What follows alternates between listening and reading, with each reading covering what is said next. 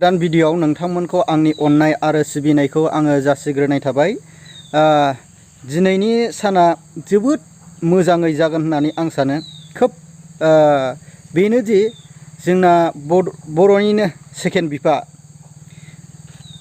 रन्जन दैमारि सारा दिनै दिल्लीनिफ्राय बेल हियारिं जागोन। बेल माइनि गनाय हियारिं माइनि समस्त रायजो राजाफोरनो खोनासंहोनाय आरोखि। दा बेखौनो नोंथांमोनहा थाम्बनेलाव नुनानै खारन बुजिखाबाय जानांगौ। नोंथांमोना जायफ्रा चेनेलाव गोदान चेनेलखौ साबस्क्राइब खालामनानै ला आरो भिडिअखौ फुरायैनो नायलांजोब। नै दा मैयानिनो मोनाबिलि समाव जोंना बिदा गिदिर एक्स एनडिएफबिनि खारन हारिनि थाखाय थै थां मावसोमग्रा, हारिनि थाखाय जिउ आरो दान होग्रा बे गासैबो आरो बिसोरल' नङा, रायजो राजाफ्रा खारन ख्रिस्टाना ख्रिस्टान, हिन्दुआ हिन्दु, जिखुनु हक धर्मआव थाया मानो रन्जन दैमारि मानाव गिदिर रन्जन दैमारि सार आरो बर'निनो सेकेन्ड बिफा जे गगननि थाखाय गनांगौनि थाखाय बिफा इसोरनियाव आर'ज गाबदों। बेखायनो नोंथांमोनहा रायजो राजामोनहा बे आंनि बे भिडिअखौ नायलांजोबगोन आङो बेखौनो खावलायनाय थाबाय। नोंथांमोनहा भिडिअखौ नायग्रोजोब, बेनि उनाव कमेन्ट हर। सेन्ट्रेल गभर्नमेन्टनिफ्राय आरो बेफोरनो दिनै आसामनिफ्राय दिनै उदां खालामनानै होदो हे आफा गसाइ। नोंनि लिरनायाव बिमा सरस्वती खुलुमबाय रायजोफोर। दिनै बेयाव prayer and peace candle lighting. Prayer माने आर'ज, पिस माने गोजोन, केन्डेल लाइटिं माने जों ममबाति सावनाय। मानि थाखाय ममबाति सावदों दिनै? दिनै जोंहा डियार नाब्ला हारि उदांस्रिनि थाखाय थैथां गावनि जिउखौ बावसोमनानै दिनै जोबथेसालियाव दङ। दिनै बार बार नाजानायनि गेजेरजों दिनै सेसन कर्टआव बिथांखौ दाय गैया होननानै फोसावबाय। दिनै बर' हारिनि गेजेराव गोजोननाय मोनदों। नाथाय मोनसे बाथ्रा, गाबोननि समाव दिल्ली सुप्रिम कर्टआव बेल हियारिं दोङो। बेल हियारिं जोबथा, बेल माने गनाय, हियारिं माने खोनासंहोनाय रायजो राजाखौ। गाबोननि समाव फिननाय रिजाल्टआ मा जायो? दिनै बर' हालामनि रायजो राजा बिटिआरनि अनगायैबो आसामनि दाब दाब जायगा गवालपारा, धेमाजि, कार्बि आंलं बर'फ्रा दिनै गोसो गोरबोआव केन्डेल लाइटिं खालामदों। दिनै आसामाव 5,000निबो बांसिन जायगायाव केन्डेल लाइटिं बिदि प्रग्राम खालायदों। जोंबो दिनै आसा खालामदों, फोथायदों, जों इसोरनियाव अबंलावरिनाव जों आर'ज गाबदों। गाबोननि सानाव बेल हियारिंआव जाहाथे जोंनि डियार नाब्ला सारा उदां अख्राङाव फैनानै जोंनि बर' फिसा आइ आफा आबै आबौ साफ्रोमजोंबो जाहाथे खौसेथि गोरोब फैनानै मोजाङै सावरायनानै बर' हारिखौ मा लामायाव दैदेनलाङो, मा मोजां लामायाव मेगन खेवनानै होयो जों बिथांनि सायाव।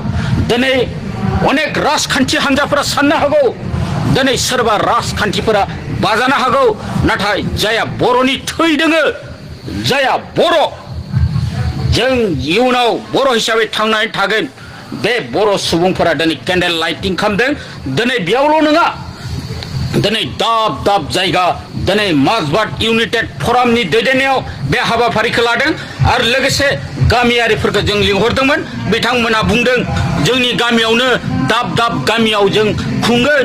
बाथौआरिफोरा खुंदों, ख्रिस्टानफोरा खुंदों, सोरबा ब्रह्मफोरा खुंदों, सोरबा जयगुरुफ्रा खुंदों। बर' फिसाफोरा उन्दुना थायाखै। नाथाय जों दिनै मानो सोरबाबा अनेक राजखान्थि हान्जा दैदेनगिरिफ्रा गाज्रि साननो हागौ, नाथाय राजखान्थिया जाहोआ।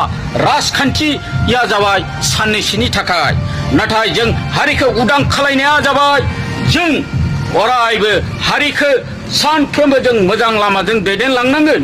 ओंखायनो जों दिनै डियार नाब्लाखौ उन्दैनिफ्राय गेदेर गासैबो जों बर' फिसाफोरा सिनायो। डियार नाब्लाया जाबाय बर' हारिखौ उदखारिनि आखाइनिफ्राय बर' हारिखौ उदां खालामनो थाखाय हाथियार आखायाव लानानै दिनै आवगायदोंमोन। बिथाङानो फार्स्ट चेयारमेन अफ बै समाव BSFमोन। BSF समनिफ्राय बिथाङा दैदेनबोदों। दिनैसिमबो बिथाङा NDPनि फाउन्डार चेयारमेन अफ एक्स एन्ड बि दायो जों एक्स एन्ड बि हिसाबै जों बुंनांगौ बायध' जाबाय दिनै जों फोथायदों अबंलावरि आफा इसोर आनान गसाइनाव जों आर'ज गाबदों गाबोननि समाव बिथाङा उदां जागोन ओंखायनो आं खावलायदों रायजो राजा नोंथांमोनाबो दिनै केन्डेल लाइटिंआव फैनो हायाब्लाबो गावनि उन्दुनायनि सिगां जानायनि सिगांब्लाबो आफा इसोर आनान गसाइनियाव आर'ज गाबगोन होननानै आं फोथायदों गोजोन मोनाबिलिनि बयनिसिमबो आंनि गोसो गोरबोनिफ्राय अननाय आरो सिबिनायखौ बावग्रोनाय थाबाय दायो आङो दिल्ली थांगासिनो दङ थांनायनि गुबै जाहोनानो जाहैबाय गाबोनहाय मानगोनां रन्जन दैमारि सारजों लोगोसे रिपिकां सार जोंखां सार आवगाय बिथां खोरोमसार बिथां आरो राजु सरकार बिथांमोननि सिबिआइनि सुप्रिम कर्टआव हियारिं दङ दा बेखौ मा रिजाल्ट फैयो बेनि सोमोन्दै खोनासंनो थाखाय दायो आं थांगासिनो दङ आंजों लोगोसे मानगोनां मेडाम अनजालि आरो जोंनिनो सिगांनिफ्रायनो नांथाबबोबाय थानाय एडभकेट मानगोनां मानस रनिया सार दा दिनैहाय जेरैबायदि गासै रायजो राजाजों लोगोसे जोंनि जांख्रिथायारि लोगो बिथांमोना जेरैबायदि हाबाफारि लानायनि गेजेरजों केन्डेल लाइट सावनायनि गेजेरजों इसोर आफानाव गाबोननि रिजाल्टआ मोजां जानायनि मुङाव जेरैबायदि आर'ज गाबबाय बयनिसिमबो आंनि गोसो गोरबोनिफ्राय साबायखर बावहरबाय आसा खालामदों नोंथांमोननि आर'जआ